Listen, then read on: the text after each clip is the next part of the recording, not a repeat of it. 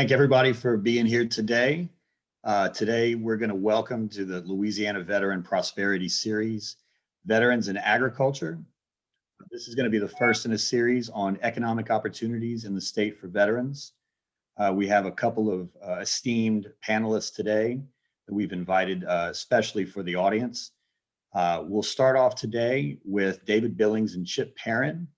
They are the owners and founders of Coastal Plains Meat Company, a combat veteran-owned meat processing. They are cattlemen, and they have some exciting things to talk about in that space. We also have Lauren Bro. She is with the Louisiana Farmer Veteran Coalition. Her mission is to mobilize veterans to feed America. And in our state, she's established the chapter and is growing pretty quickly. We also have Mike Desa.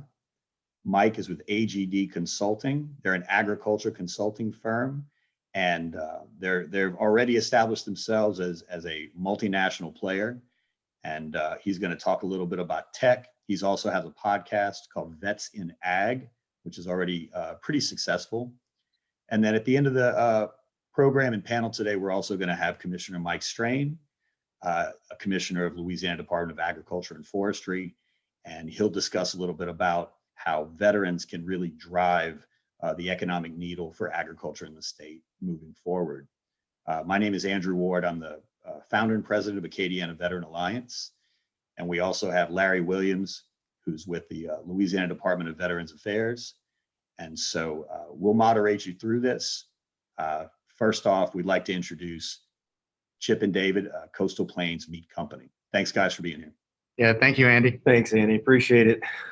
Hey, everyone. My name is David Billings with Coastal Plains. I'm a U.S. Army veteran, served 8 years, tour in Iraq, and really excited to have been invited, Andy, to the panel. And thank you all to all of our panelists that are speaking today. Thanks for your time and putting into veterans in agriculture. I think agriculture is a great opportunity for veterans that are transitioning out of military service to really find a home, and a home that, and Lauren, I think you said it best earlier, that helps their physical and mental state.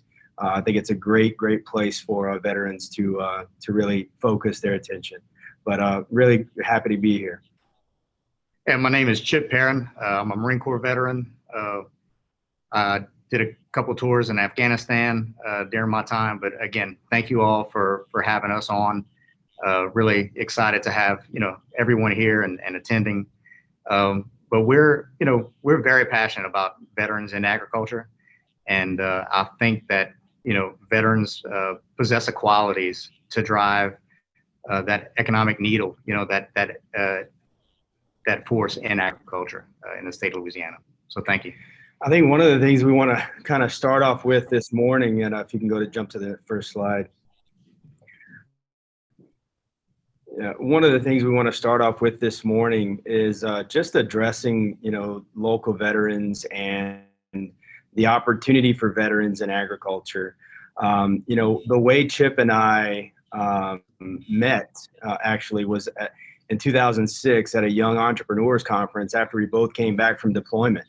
And so the action there from a veteran perspective was an entrepreneur conference. And so if you're on this call, if you're watching this video, you understand that there's huge opportunities for veterans coming into the entrepreneur space because we have drive, we have, we take the initiative, if you will. And so working, in the agriculture space was something that we've always, wanted to go back to. Our careers led us down an energy path or an oil and gas path, like many in the Gulf Coast, it does. And we've always tried to find our way back into agriculture. Growing up on family operations or working on cattle operations is something that we've really really wanted to return back to. And so, from a veteran perspective, we try to think about how do we make that happen. And both being cattlemen ourselves and both owning our own farms, and trying to now take that opportunity that we were able to realize benefits from the state or benefits from the federal government as it relates to grant opportunities or programs that support veterans in agriculture, we wanted to turn that into a better opportunity for veterans in the state of Louisiana. And so we founded Coastal Plains Meat Company. And Chip and I started this project, several years ago, and we're excited now to talk to veterans about this opportunity, because what we believe is that by adding processing capacity for beef cattle in the state of Louisiana, it offers opportunities for veterans transitioning out of the military to get into the cattle industry in the state and have us as one of their largest customers in the state. And so we're really, really excited about, what we say, our veteran mission is veterans supporting veterans at Coastal Plains. And it really ties well with, the AVA's mission of placing the mission first. And so at the end of the day, our goal at Coastal Plains, and we put it up on a whiteboard and we talk about it, day in and day out, but our goal is to employ 2,000 veterans in the state of Louisiana across agriculture and the beef cattle segment, whether that's helping them stand up their own cattle operation or employing them at ancillary businesses that support our facility, or even employing them at our facility as a veteran with Coastal Plains. It definitely is a passion that we have and something that we're really, really excited about. And, if you think about, veterans in agriculture and why it makes sense, we kind of briefly spoke about it earlier when we all got on the line, the age of the farmer today. And if you look about the age of the average age of farmers in the state of Louisiana today is 58 years old. And a lot of these farmers, believe it or not, don't have the opportunity to transition their operation to the next generation, whether that's the generation that chose to choose a different path, really not interested in agriculture, moved out of the state, which is another big challenge I think the state has, is a lot of very talented individuals end up moving away. And we as a state, especially in agriculture, can't utilize that talent to grow these industries. So these farmers are looking for other opportunities, and a lot of them, believe it or not, have a very close connection to their farm and their operation. And they don't want to see their farm turned into a neighborhood. They would like, and I've seen this and heard it on podcasts time and time again, where these farmers want to work with younger, interested farmers, right? I would say veteran farmers in this particular situation, to mentor them, to bring them into their operation, teach them, train them, and then eventually, even at a lower cost than they could sell their own farm to a developer, transition that farm to someone who wants to run that farm the way they ran that farm and keep that property in agriculture. And so, beef cattle is a big thing in the state of Louisiana. If you're not aware, today in the state, we have 780,000 head of cattle in the state of Louisiana. And we have no processing capacity to speak of. And so we're really excited to be a part of, the developments here in agriculture in the state, and really excited to be here speaking to you guys and girls and veterans in agriculture. So, Chip. Next slide.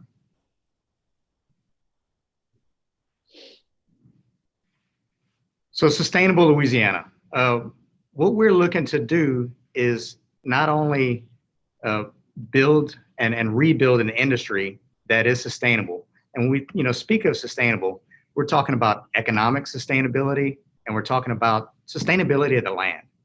And with agriculture and cattle, we have the opportunity to do both, right? So David talked earlier about developing career opportunities for vets in ag. And we're looking at farms, we're looking at ancillary businesses. I mean, there's a ton of logistics. We're also looking for veterans to come work at our facility. And David made a point in a meeting earlier this year.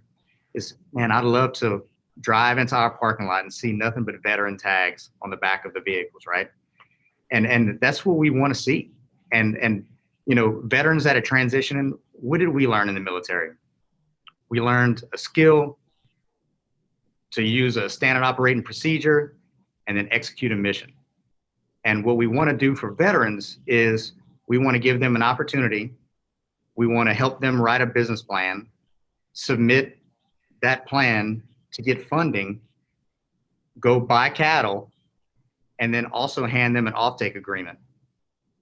So when they hand all that to the bank, they have a plan, an executable plan. And then they can now take that plan and maybe bring that to one of these mentors that David was talking about. So that's how we really make the community impact that they're wanting to make in agriculture, right? And that's going to support our state economy. That's going to support our veteran families and help that transition from military life to civilian life. Now, with that, again, we talked about economic sustainability. Now let's talk about the regenerative agriculture opportunity. So you take a cattle farm. The best thing for any land is to have growing crops on it year long. What do cows need?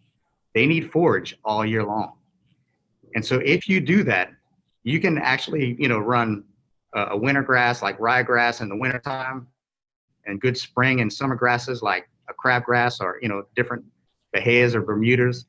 But you run mixes like that on your land, and it's going to put all the nutrients and organic matter back into the land.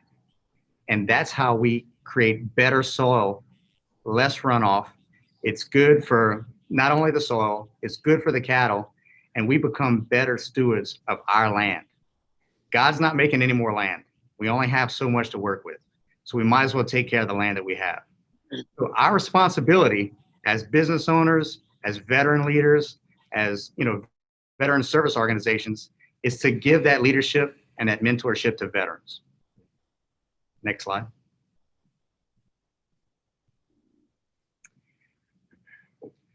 So Louisiana beef. Right now, our Louisiana beef is raised, it generally cow-calf operations. The calves are sold on the market, and those cows leave the state.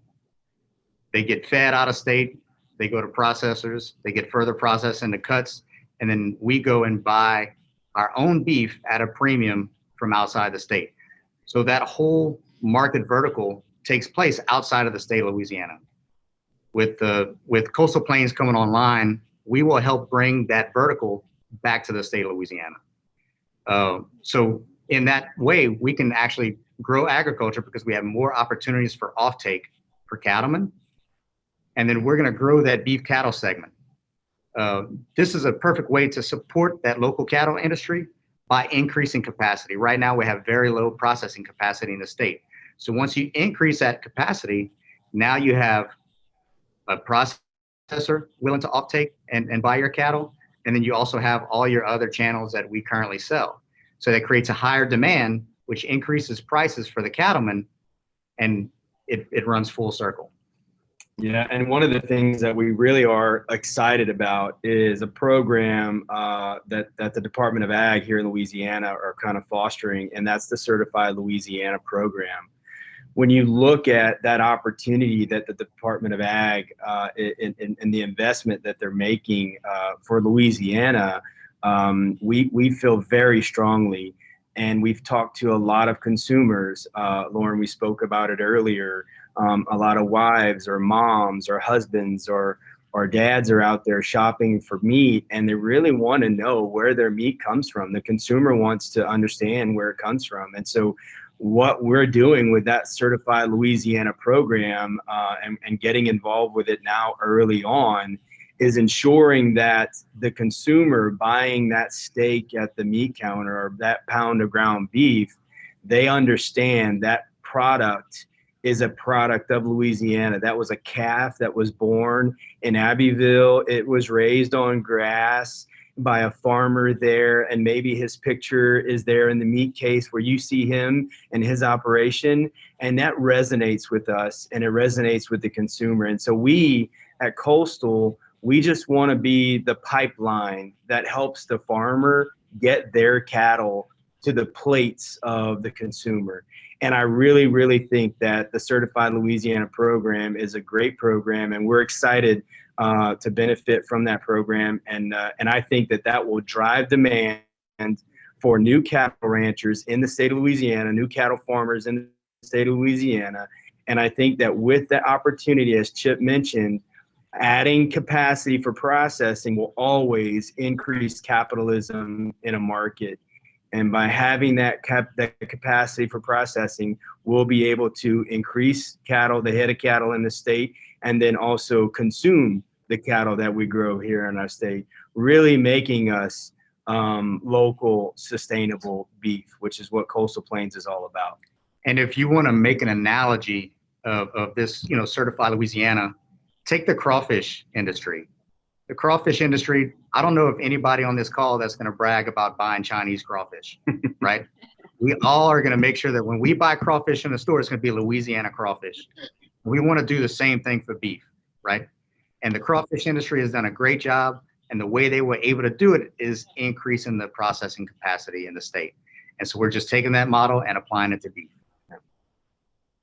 So I guess, Andy, with that, next slide, we'd like to open it up for any questions, or if you want to wait until the. Well, I think what we're going to do, David, thank you. Yeah, I think we're going to wait till the end, and if we have any Q&A from the people that are on, we'll go ahead and do it all at once. Fantastic. So Larry's ready. Thank you, David. Yeah, thank you, Chip. Very, very good information. Lauren is with the Louisiana chapter of the Farmer Veteran Coalition, and she's going to tell a little bit about that. Maybe her role with Cockeyed Farms. And so the floor is yours, Lauren. Well, good morning. I just want to say thank you so much again to everyone who took time this morning to join us, not just the panelists and the facilitators who have done an amazing job. Thank you so much, Larry and Andrew, but also, the guys from Coastal Plains and Mike. And just again, each and every one of you that's taken out time to join us this morning.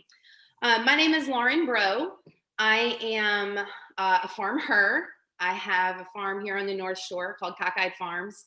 My husband is a combat veteran, Army. He was medically retired for being diagnosed with chronic cluster headaches, which ended his aviation career. He was a scout attack helicopter pilot. And he's permanently grounded. And so when he was transitioning out of the military, having, a bachelor's from LSU and having always tracked safety, thinking that when he did get out, his aviation career would continue. But then also making sure that he did, track safety. He could get into the oil field. He could get into any type of industry that was here in Louisiana. Unfortunately, his medical conditions, he can't work, he can't fly. He's, again, permanently grounded, but he also can't work in a safety position in any of the plants. Smells are triggers. The hard hat that he'd have to wear, his PPE, are all triggers for his condition. So it was like God was giving us a straight answer, and that was agriculture. Let's get out of the office, let's get out of the helicopter, and let's try to get our feet on the ground somewhere and really put back into the state and the community what we had reaped so many benefits for. So we got into agriculture. We started the first commercial American elderberry farm in the state of Louisiana. Again, he's the veteran, I'm the spouse. Which means I'm really good at being voluntold everything, right? So that's why I am here today and he is not. We discovered Farmer Veteran Coalition a couple years ago and just really fell in love with this organization. I am the chapter organization committee chair. Currently, we are in chapter formation for the state of Louisiana.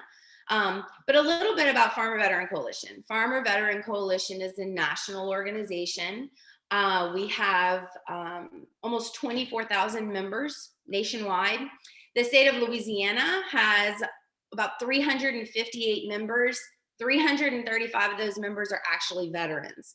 The rest of us are support staff, but we may be farmers. You do not have to be a farmer to join Farmer Veteran Coalition. You do not have to be a veteran to support the organization or to join. But they're absolutely amazing opportunities for farmers and veterans who are a part of this organization. So if you want to go ahead and flip to the next slide. We mentioned in this that we have 4 new state chapters this year. Louisiana is not included in that number yet because we are actually a chapter in formation still. There are still some hoops we need to jump through. And that's one of the reasons I'm here today is I am really trying to recruit members. We need all kinds of members. We need members in an advisory capacity. We need members who are interested in being mentors. We need members who just want to get in and really work and spread the news.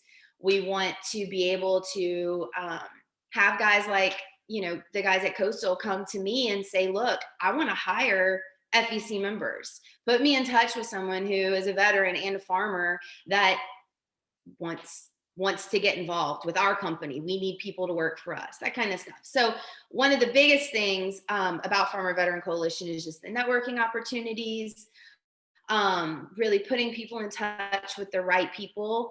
I know that, again, in the transition process, you know, you've gone through years of being told how to lace up your boots, what to eat, where to sit, where to march, how many push-ups to do.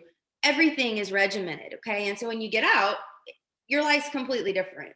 And so being able to facilitate and mentor and advise and help guide veterans through, you know, getting into agriculture is something that I think is really, really important. There are so many programs out there that boast that they do that.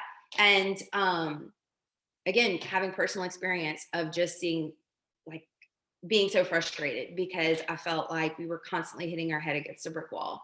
So I really want to eliminate that. I know I can't do it, you know, completely, but I really want to just kind of be that springboard where people come and they join Farmer Veteran Coalition, and then I'm able to say, okay, you're interested in getting into cattle farming. These are the people you need to talk to. You want to get into row crops. Cool. This is who you need to talk to. And then be able to pair them with other members of FEC who have that experience and have that knowledge, and they can really take them under their wings. So we do have a conference every year. Thanks to COVID, we went virtual last year, and the conference included 49 states. Louisiana was represented. And I'm told that the conferences are a lot of fun. I haven't been able to attend one because, again, last year it was virtual. But there's more information on that right there on that website, farmvetco.org.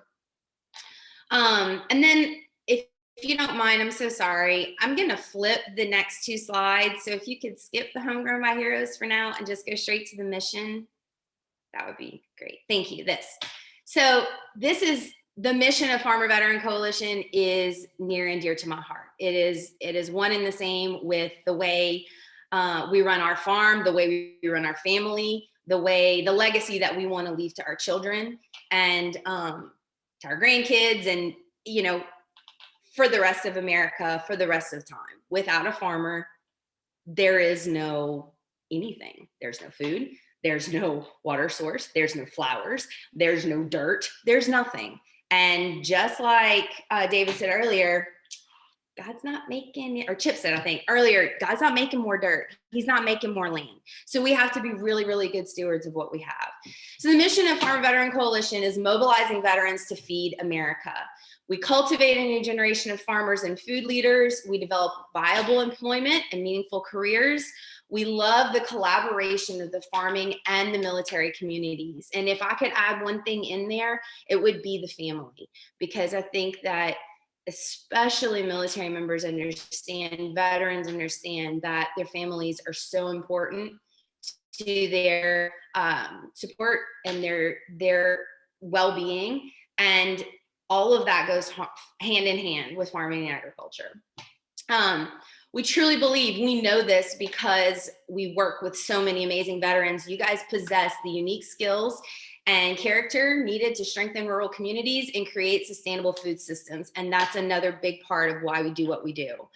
And also the healing benefits of agriculture. I have seen my husband change from a completely and totally stressed out individual to someone who is, he has a new mission, and that is to work to bring life out of the ground. And it is therapeutic for him. It really, really is.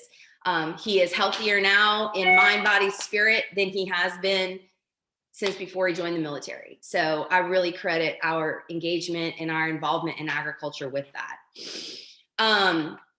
Louisiana is a state that's rich in veteran status and also in agriculture status. Louisiana is an ag state.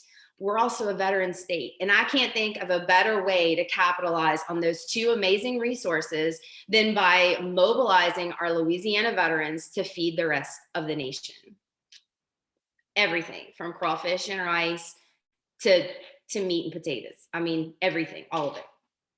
So that brings me to the slide before that, Larry. I'm sorry. Thank you so much. The Homegrown by Heroes slide.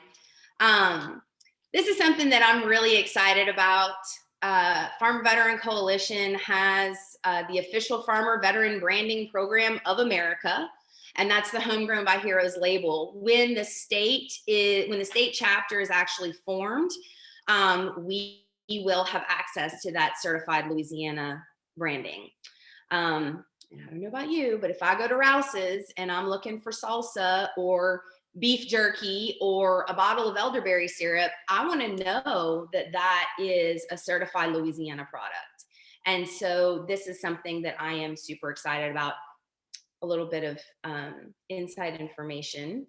They added the female veteran to this label about 5 years ago. So that was fun. That was fun for me. There are over 2,000 Farmer Veteran Coalition members that are certified in this program already. And as soon as our state chapter is formed, we will have access to that branding and marketing as well. So that just kind of ties it up. The last slide is my contact information. I am so excited about bringing this organization to the state. I just feel like it's going to be a powerhouse of networking and just really tying the right people together. But right now, like I said, we're in formation. We need you. We are looking to schedule a stakeholder meeting probably in May. And in order to do that, I want to have as many members as possible, and I want to have strong members. I want to challenge each and every person who watches this video to really think about what your network, your connections, how they can benefit the other farmers and veterans in our state.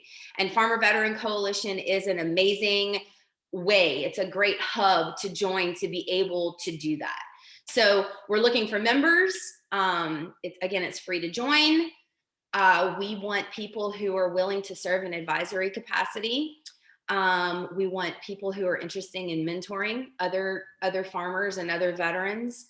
So again, I'm going to challenge you to think about how your network and connections can benefit our amazing veterans in agriculture and the state of Louisiana. So thank you.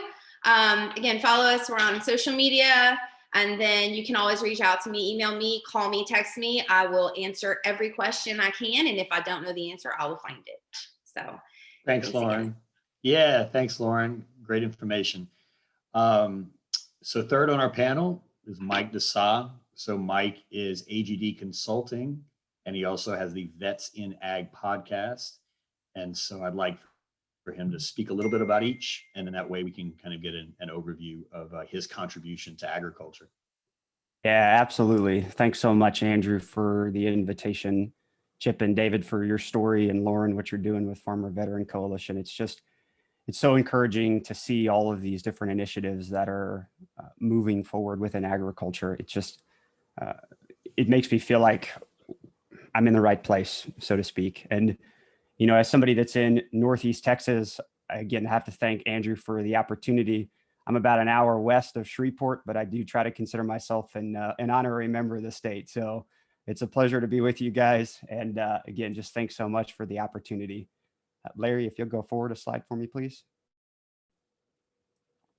So I'm the founder and managing director for a firm called AGD Consulting.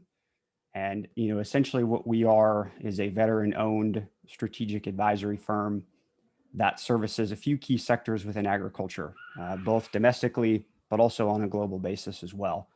ag technology or ag tech, food, and agribusiness. And we do that we focus on those areas for clients in the private equity space, investors who are asset managers, ag tech startups, as well as growers themselves. And the interesting thing about our firm is that we can operate really sort of anywhere within the ag value chain, from the technologies that support biologicals and crop inputs to the hardware and software that goes into planting, harvesting, cultivation, processing, packaging, to commercial scale agribusiness, and kind of all of the other sort of subsector and value related areas, indoor or greenhouse production, plant and soil analysis, value added processing, et cetera. Our geographic coverage started in the emerging markets, in particular Latin America. My background is in ag engineering. I spent about 7 years in the Marine Corps on the infantry side of things, a couple of deployments, Central America, parts of the Middle East, East Africa, and then a combat deployment to Afghanistan, 2010, 2011. A couple of years before I got out, my family and I felt like we were being called to sort of walk a different path, so to speak, that God was moving us from military service into entrepreneurship. We didn't quite know what that was at the time. It also just so happened that we were looking for an investment opportunity as a family. My wife grew up on a small farm here in East Texas, which is where we are today. Again, my background in engineering and agriculture, but we had never put the two together before as a form of investment. And when we finally did, we said, look, one of the things that we want to look for is geographical diversification. And so we started to look at regions of the world that had a lot of the potential for investability, lack of correlation, in tangible assets that could appreciate, et cetera. And so really that set off about an 18-month desktop or due diligence research endeavor into parts of the world that supported agriculture. And what we found was that Latin America as a whole sort of met a lot of those criteria. And so when I got out of the service in 2014, my wife and our 3 boys at the time, who were 4 years old, 2 and 6 months, basically executed what we would call a 6-month, 6-country due diligence trip down into Latin America, Ecuador, Peru, Chile, Argentina, Uruguay, and Panama. And really it was a 3-fold trip for us. It was about finding an investable opportunity as a family. It was to lay the groundwork for the consulting firm. And then it was really to kind of show our boys that there's more to life than kind of what's directly in front of them. And so when we started the firm in 2016, it focused on Latin America as a region. But over the last few years or so, we broadened into other emerging markets, as well as the OECD markets, North America, Australia, New Zealand, et cetera. The services that we generally offer, and this will make sense as to the veteran component because of the things that we've seen within this work, due diligence, independent due diligence, product and business development, market access, strategic partnership, and access to capital as well. And so those areas are the types of services we tend to cover down on, and the types of clients that we tend to do that work for. If you'll move forward a slide for me, Larry.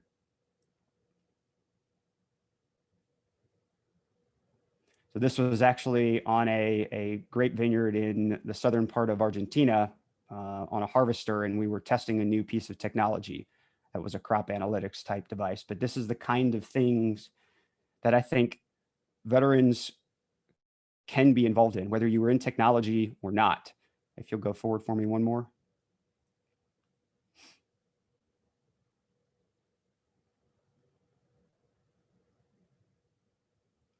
So just 2 things I want to cover down on in these last 2 slides, right?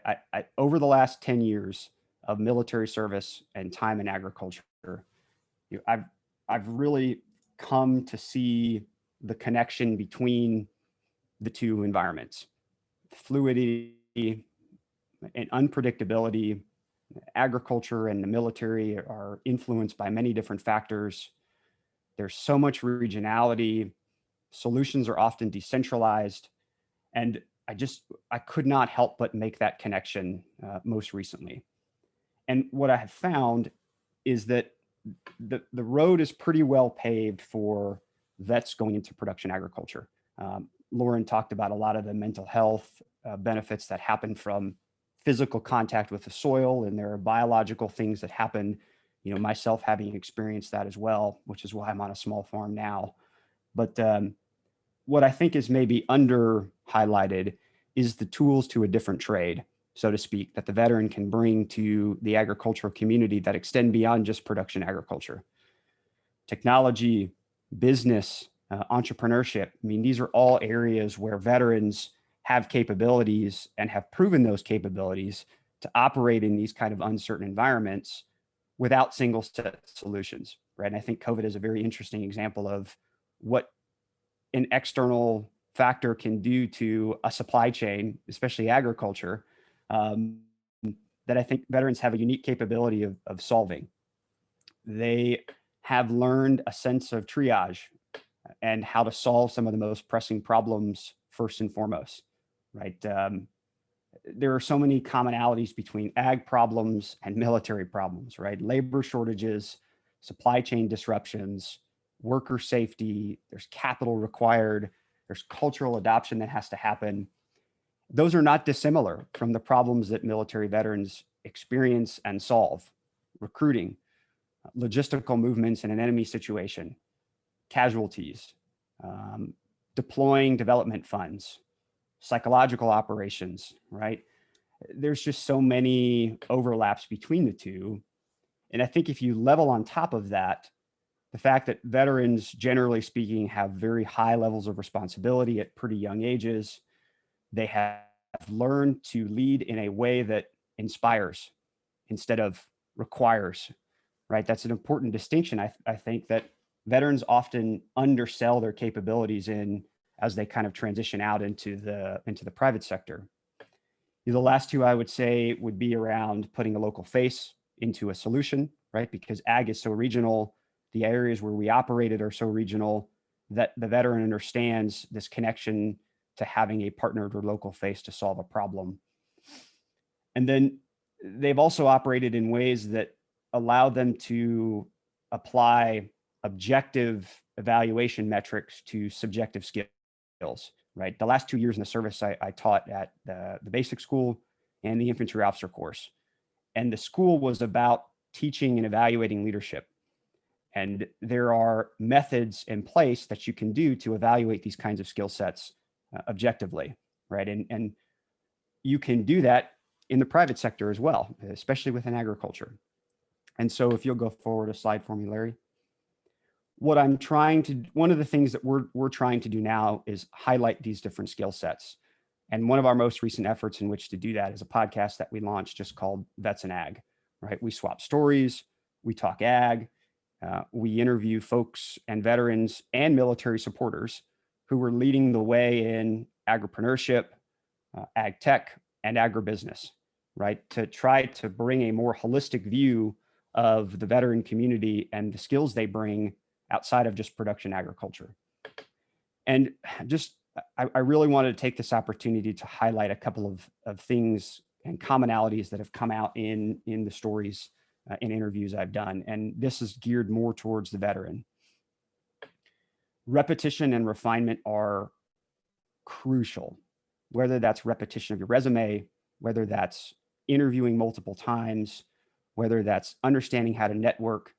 You cannot rep it enough and you cannot refine it enough, right? It's no different than learning how to shoot.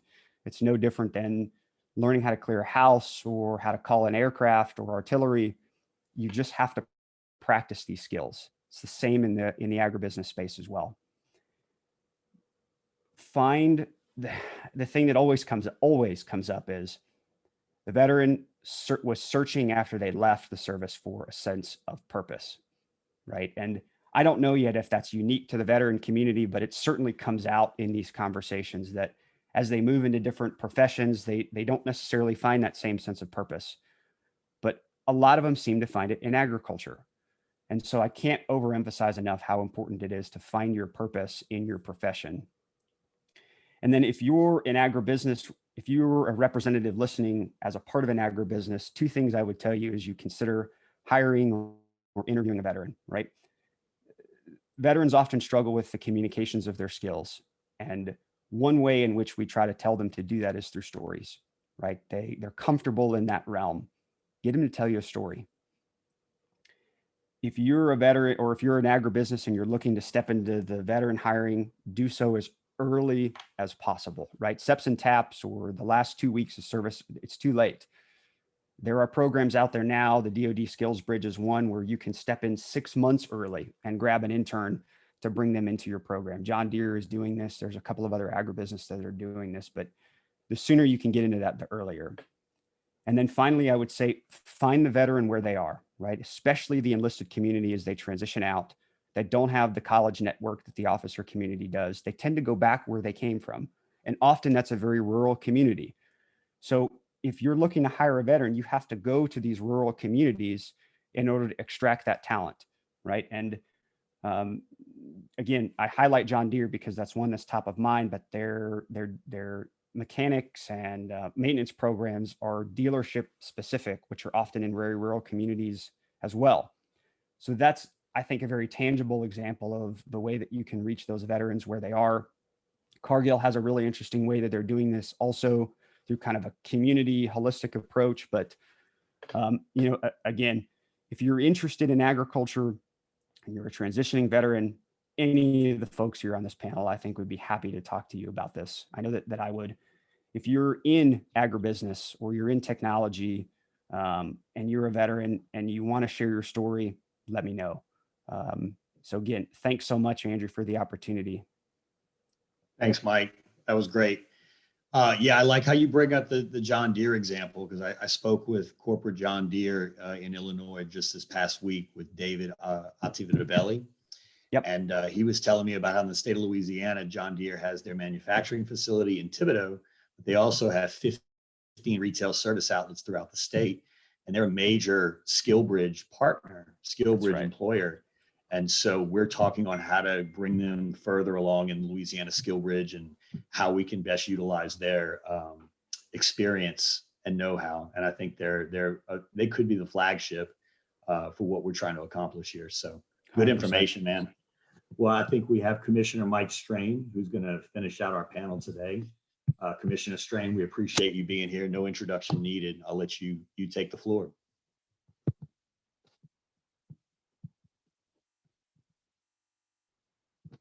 Oh, let's see. Okay, can you hear me now? Can you hear me now? Got you now. All right. How are you, sir? Most people have no problem hearing me anytime, right? Thank you very much for a few minutes. There's a lot going on. And first of all, I want to thank each and every one of you for your service. You know, as veterans, you bring some very unique skills to the table. You're well-disciplined, and you understand the structure of command. You understand challenges. You understand, what it takes to get across the finish line. And that's very important in business. And so there are a number of things and a number of programs. And I think, one, especially in agriculture, there's so many opportunities that are there. The USDA has continuing opportunities for grants and loans, and right now probably more on the loans, but a lot of that is geared towards veterans and veterans programs. And we need to make sure that every veteran contacts the USDA at their local farm services agency and says, okay, what is there? What is available? And it's not a one-time trip. I talked to all of my farmers. I said, you need to go down there once every 6 months at a minimum and saying, okay, what's new? What do we have? What we can do? Look at what the opportunities are and then engage. You're very well respected, and understand that, what's there. And many times it'll open those doors. If you look at what we have here at the department, we have one program, the Homegrown by Heroes program. And that is a way to help our veterans to market their products. And so when you look at marketing, when you're selling something, you're marketing a product, you need something that sets you apart, right? You need to clear out the din, the noise, and set you apart on your products.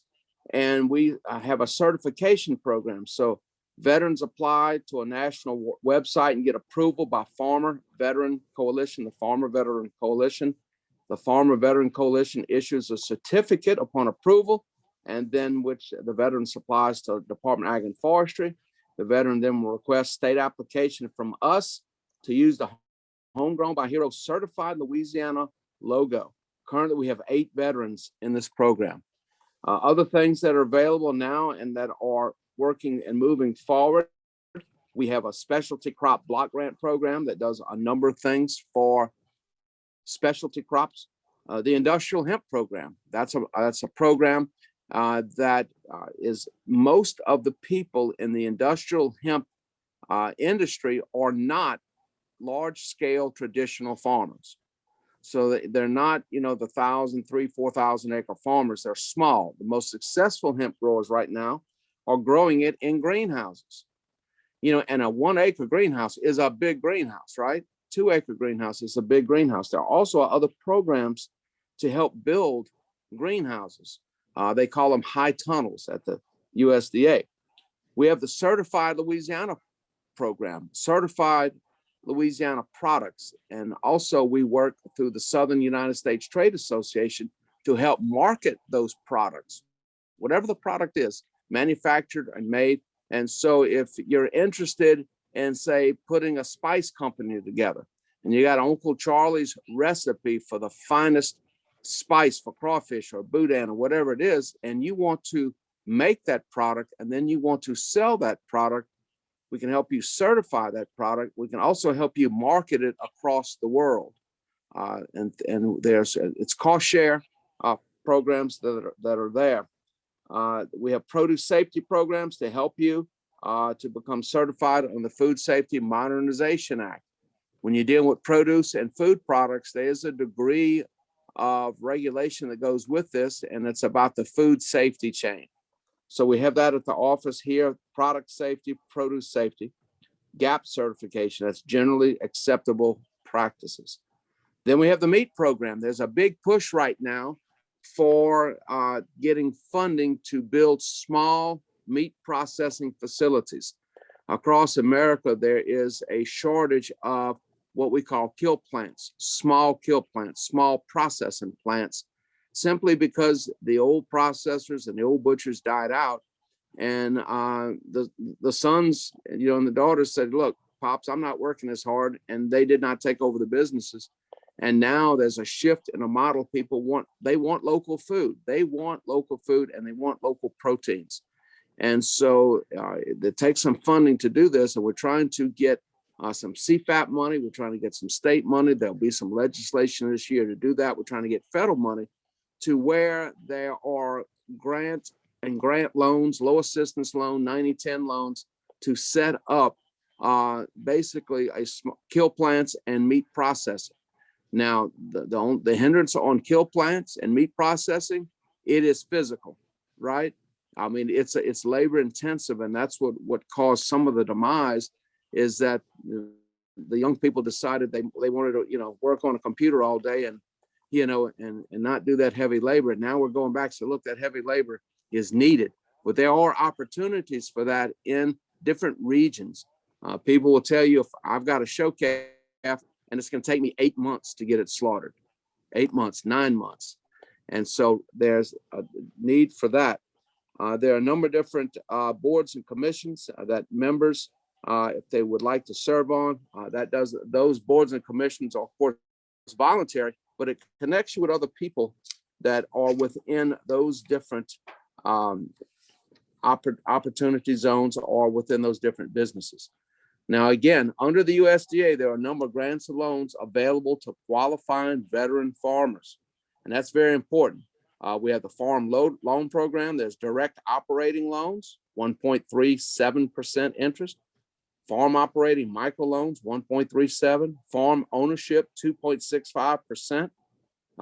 Farm ownership down payment, looks like they'll give you the down payment loan of 1.5%. And so there are a number of programs that are available. And if you look at most agriculture now, the farmer doesn't own the land, they lease it.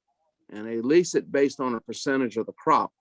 And what's happening, the majority of farmers now are at around 60 years of age. And so in the next 10 years, there is going to be a transition of a great deal of farmland from the current owners to the new owners. And it's appropriate time and for the veterans to use every type of financial tool at their disposal. And there's a lot of people out there that would like to work with the veterans, and that's from the extension agents at the Ag Center to the USDA to every element of society. And so we need to take full advantage of that. So with that, I will see what else you'd like to talk about. Larry, I think what we can do is let's go ahead. Thank you, Commissioner Strain. We appreciate those words. Larry, you can go ahead and orchestrate maybe a little bit of Q&A. And if any of the panelists or Commissioner Strain would like to take a few questions or just have a little internal discussion, maybe the panelists would like to talk with Commissioner Strain while he's on. Up to you, Larry. I'll let you take the lead. Yeah, so we'll go ahead and we'll open it up to anybody in the group. If you have a question for any of the panelists, please utilize the Q&A, and we'll go ahead and we'll read those questions to the panelists. And also, if you have a question that you want to pass along to a veteran who is interested in agriculture, or I see two navigators on the line that you want to pass on to your ag veteran students at your respective campuses, please feel free to ask those questions now, and you can pass it along to those ag students. I have two questions of my own, Andrew, if you don't mind. And Sure. The first one, I was actually going to ask Lauren this question, and then the commissioner came on and started talking about homegrown by heroes and said that currently we have 8 veterans in homegrown by heroes. Is that correct, sir? Yes, that's correct. And these 8 veterans, they each have a farm, I'm assuming. Yes. Okay. Yep. My second question is to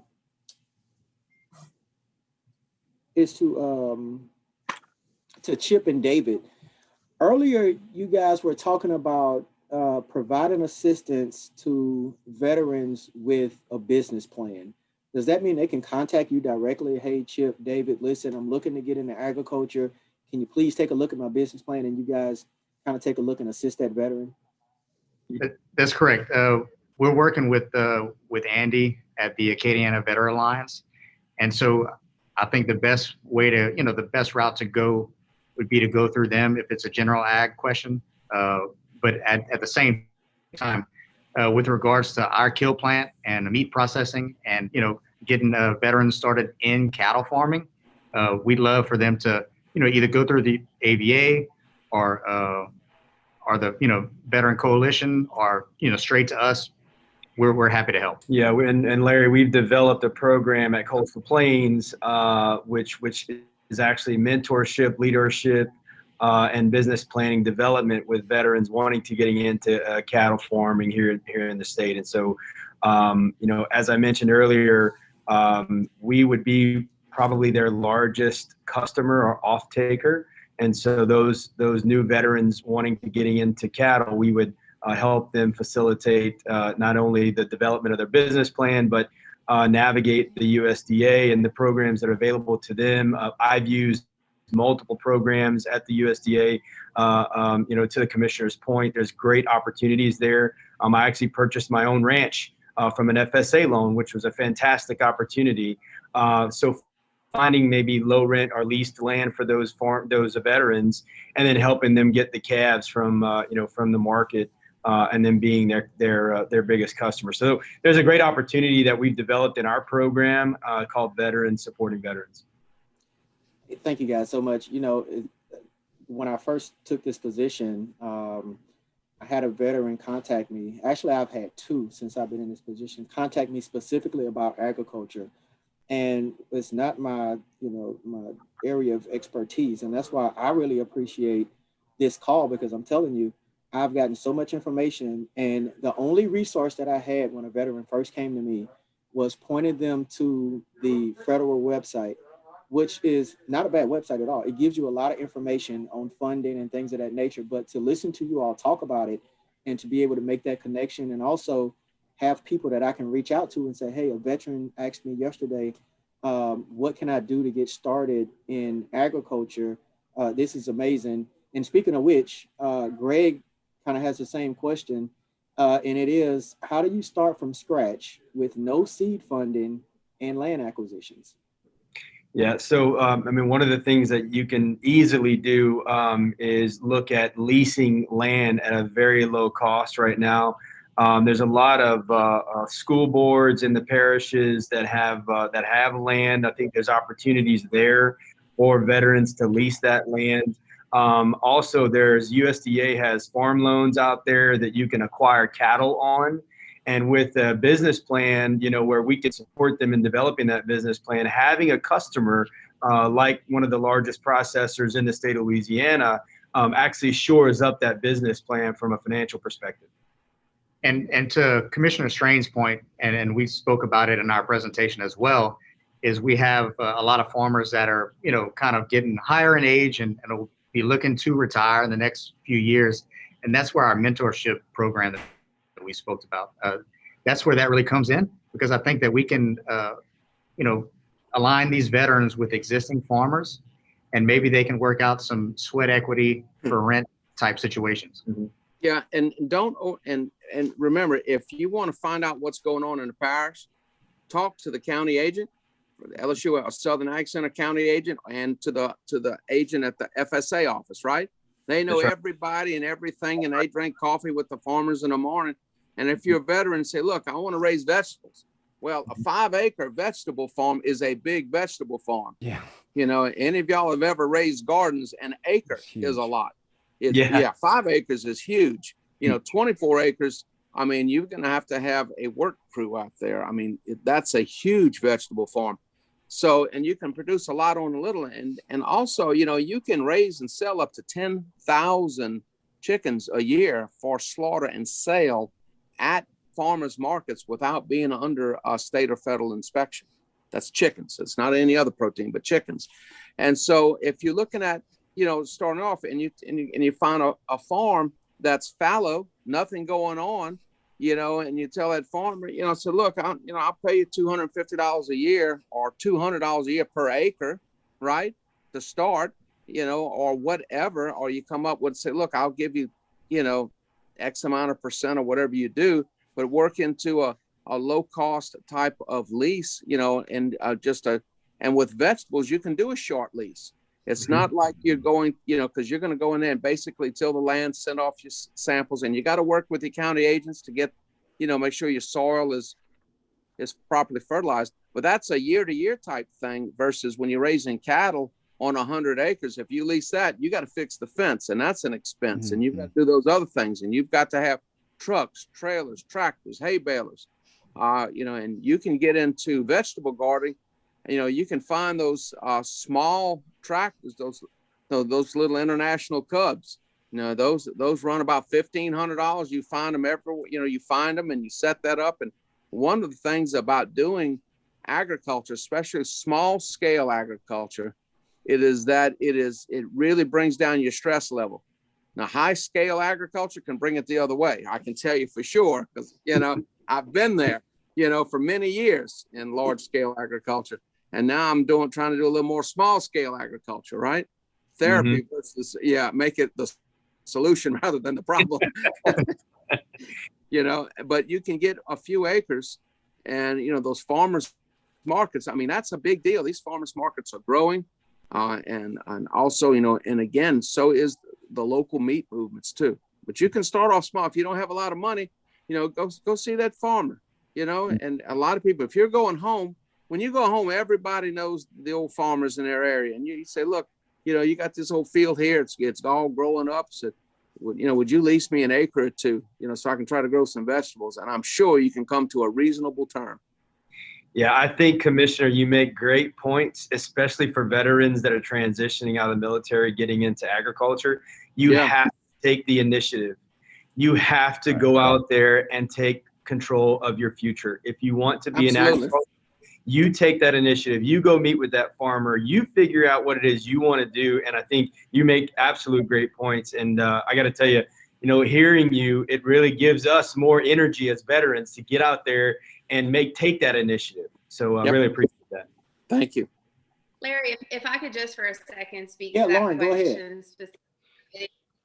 So we actually have a farmer in Cottonport who contacted Farmer Veteran Coalition, our state chapter in formation, saying that he has a huge piece of property, and he needs help with it. And so he would be someone, and we get contacts like that often, where people are like, look, I need an intern, I need a student, I have this property that I can't work by myself anymore, and or I would like to lease a portion of it out to someone else. So again, all of these are so good for that type of networking. So absolutely, reach out to us as well, because we can put that out within our our people and say, listen, we have students from, I think the gentleman said he was from Grambling. We have students that are interested in doing this and getting involved in a farm lease or whatever, and put that out, and then be able to connect that, because that's the biggest part. The FSA agents are great, they're awesome, but they're one person. And so if you do take that initiative and you're going out there and you're seeking those other farmers who, like you said, don't have a son or a daughter who's ready to take it on, that's what we want to do, is definitely connect those people. So this networking is just, it's a really good opportunity. And I appreciate you, Dr. Strain. Thank you so much for mentioning Homegrown by Heroes. Yes. That's that we love that branding, and we appreciate it being certified Louisiana. So Good. And also for that. remember to visit, go to a local chapter of your farm bureau, their parish monthly meeting, because that's generally a group of more senior farmers that meet generally on a 1 or 2 month basis, but they know the whole community, those farm bureau members, and that's a very large organization. But if you go in that area and you have that same conversation, you remember you're tapping into their lifetime knowledge, of what's available, and because farms come available on a pretty regular basis. Okay. Well, thanks everyone. Larry, do you have any closing comments or anything before we sign off? Actually, if we have time for one more question, Greg is asking a lot of great questions. He wants to know, how difficult or easy is it to acquire farm equipment, i.e. tractors, combines, etc.? Okay. So who's going to answer that? I can take a quick stab at that. Go ahead. There are technology platforms now that are being created that allow farmers at different scales to essentially rent or lease equipment when it's not being utilized. Right. So if you've got, and I'm talking, there are different levels. Some will lease out combines when they're not using them for planting or cultivation, but there are also ones that are doing it on a smaller scale. And if there's an interest there, that's an often easier way to acquire equipment than purchasing it outright or renting it or leasing it, et cetera. So that's one of the ways I think technology is making more efficient use of both equipment and resources, are these kinds of platforms where you're connecting users and suppliers, so to speak. Okay. Also, if you are looking to buy, use farm tractors, there is the Market Bulletin. It is a bi-weekly, every 2-week publication by the Department of Ag and Forestry, and there's a whole sector on ag equipment. Secondly, I would say you go on the internet and you type in what you're looking for. If you are looking for a small farmall cub, you type that in, you see where they are. These equipment auctions, they always have a section for farm equipment. There was a farm liquidated about 10 days ago, and they sold all the farm equipment off. And so, you kind of have to keep looking to find what you are looking for. Because if you're looking for a small garden tractor, then you generally need an older model. You need one of those old International or Farmall Cubs, and you can look around, but they're always coming on the market. And when you see it, you got to jump on it quick, because there's people that buy them and collect them and keep them and just think they got to have everyone they can find, but you can find that used equipment. New equipment, of course, yes, but the price of new farm equipment can make you take a second look sometimes. And the piece of equipment you need depends a lot on what it is you're trying to cultivate. So make sure you Absolutely. have that down correctly before you start going out and buying tractors that may be more or less than what you actually need. That's correct. Sounds good. Andrew? Yeah, no more questions. I appreciate everybody coming on today. This is a great first step in our Louisiana Veteran Prosperity Series. We wanted to make agriculture the first step in this process because we feel that it's a very, very strong push that veterans in the state can make. And it's a natural progression, like Chip had said earlier and David had said earlier, about how you take that service career and then you take what you learn there and then you implement it into your civilian life. So it's good to see a lot of us on the same page. And I think the more we keep pushing this, the bigger this is going to get. So thanks to all involved, and everyone have a good day. Stay in touch. Let me know what I can do. Thanks, Thanks, Commissioners. everyone. Thanks so much, Andrew. Thank you. Have a good Y'all day, take guys. care. Yes, sir. Bye. Take care, guys.